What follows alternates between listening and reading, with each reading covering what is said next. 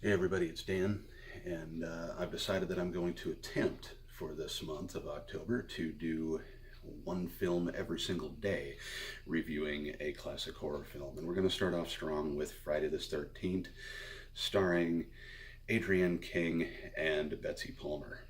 Um, Now, what I've done is I've actually found a site online that had kind of a list of all of the Friday the 13th and Nightmare on Elm Street films in sort of a chronological order, like a retconned chronological order, because eventually the film Jason versus Freddy came out, and of course that brought both of the franchises together.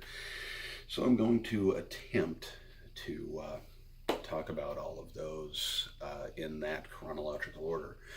So starting off strong with Friday the 13th and Nightmare on Elm Street, both series combined into one.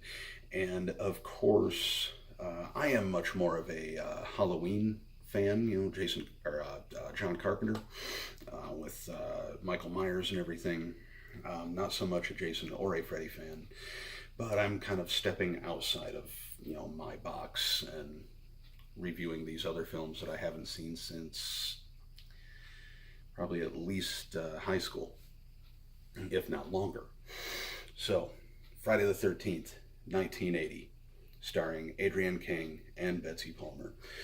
Now, of course, in the Friday the 13th movies, we all know that Jason runs around and terrorizes Camp Crystal Lake and kills off all of the camp counselors, leaving only one survivor. But of course, we'd be wrong if we assumed that about this film.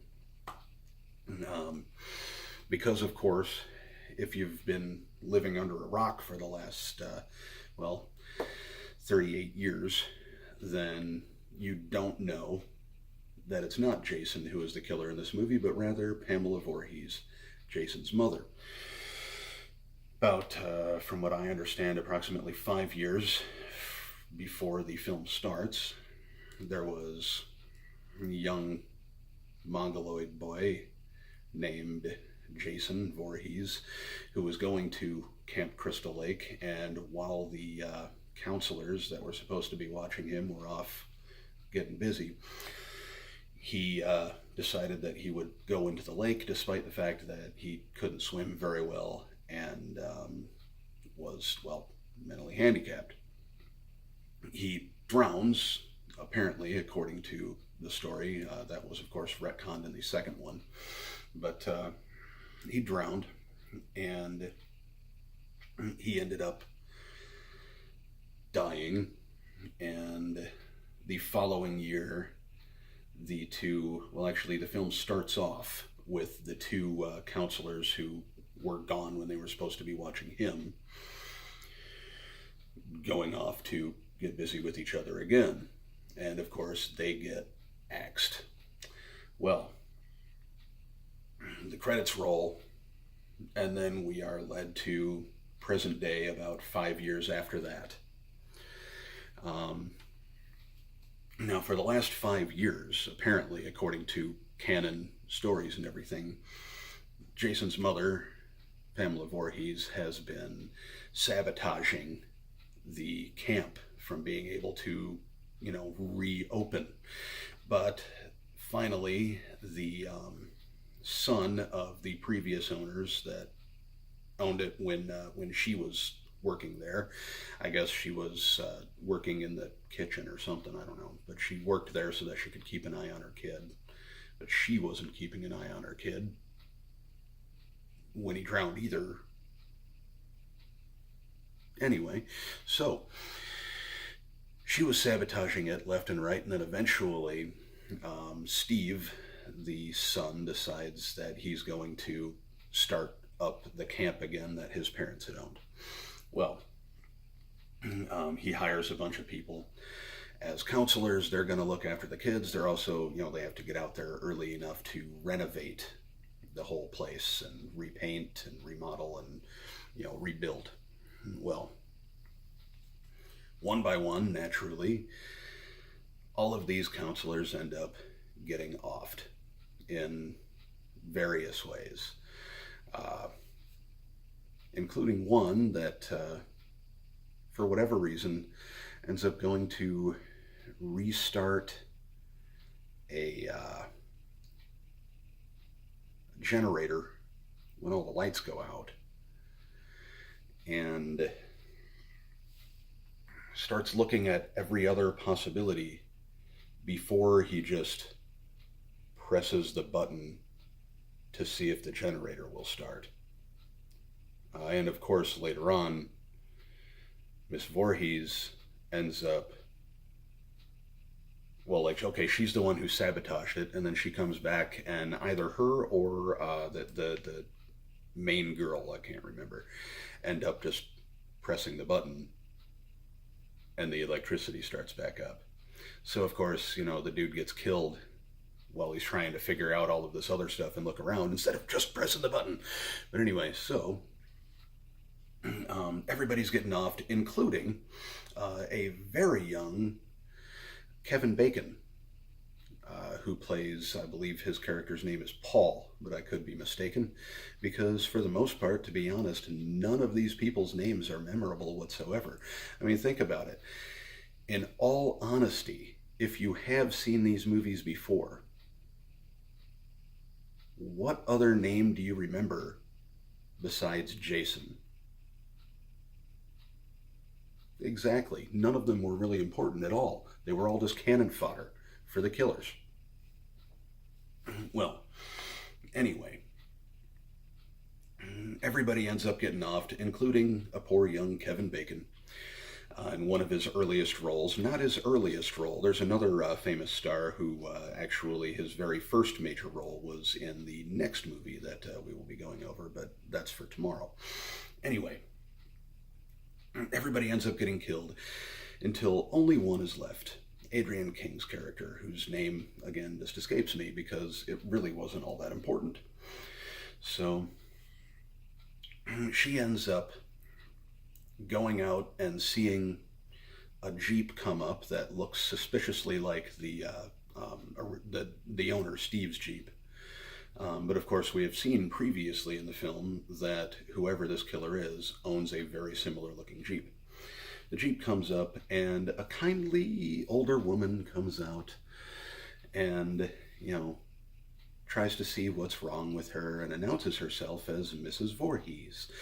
And then, while they're in the cabin, she starts talking and begins to talk about Jason and, him dying, and she starts to get a little bit more crazy as she's talking about this and angry, and then eventually admits that Jason was in fact her son and that he was, killed. So, of course, Adrienne King puts two and two together and realizes that this woman is the killer, and of course, Pamela Voorhees begins attempting to kill her. Now, I will say this about the first film. Her performance as Pamela Voorhees is absolutely amazing. There are times where she's just like, "Kill her, mommy, kill her." And she's talking in her own voice and her Jason voice as though she is two different people. And I mean, you can tell when she lost her child, she just lost it. Because now she has a multiple personality disorder, and she has not only herself but also Jason in her brain, which is amazing. But so she's chasing her around and everything, and of course one of them turns on the lights again by pressing the button on the generator.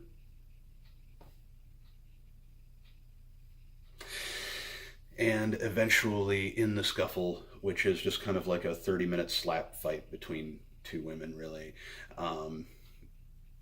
it ends with Adrienne King slicing off Mrs. Voorhees' head with a machete, which naturally kills her, because most people are, that's a weakness for humans, getting your head cut off.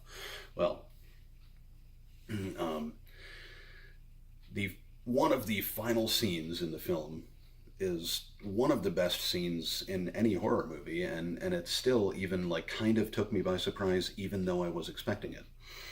But it's a jump scare, like most scares in this kind of movie are, and it was interesting at the time because Carrie, based on the Stephen King novel, had recently come out in film form. And of course, at the end of Carrie, there's a scene where somebody is going to Carrie's grave and putting flowers down, and all of a sudden Carrie's hand just right up out of the grave and grabs her and starts trying to pull her down. And it, just terrified audiences. They all jumped. It was crazy.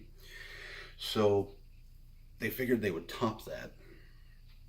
And what they did was they just had Adrienne King's character go out on the lake in a boat, just a rowboat, canoe, and just sit there in the canoe for the rest of the night. And then in the morning, there's this, idyllic peace and calm over everything. And she looks across the lake and she sees the police coming up, and one of them signals to her, it's okay, come on, and she's just relaxing, and there's this beautiful music, and everything's chill, and it just goes on for way longer than you would expect it to if something was actually going to be happening. And basically it gave the audience members, the test audiences and everything, kind of like, okay, a sense of security and a sense of peace. But the ones who saw Carrie were just like, okay, well, we saw Carrie, and it was idyllic, and it was a lot like this, and something happened, so we're expecting something to happen. Okay, get ready.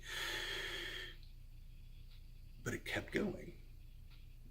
And it was very peaceful and very calm. And they were just like, even the people who had seen Carrie were like, okay. I guess nothing's gonna happen. This is the end of the film. And then all of a sudden, up jumps Jason out of the water and grabs Adrienne King and pulls her down into the lake. Young Jason with his tattered, nasty face and his big, giant mongoloid head grabs her, pulls her down under. And then she wakes up in the hospital, and the police ask her some questions and everything. Tell her she was the only survivor. Tell her they don't have to worry about, Pamela Voorhees ever again. She's dead. And then she asks about the boy, and they're just like, what are you talking about, the boy? And she's just like, the boy who pulled me into the water. There was no boy. Well, then he's still out there. And of course, it ends on that note. So, tomorrow, we're going to be talking about the next film in the chronological order of both of these franchises merged together as one, which is, of course, the original A Nightmare on Elm Street. So, stay around, stay tuned for that. Love you guys. If you're new, for any reason, if you've never seen any one of my videos before, and if you don't know what to do, go ahead and hit like, subscribe, and hit the notification bell, and you'll get notified of more content from me, hopefully. But of course, as most of us know, YouTube doesn't really work right anymore. All right, see you tomorrow.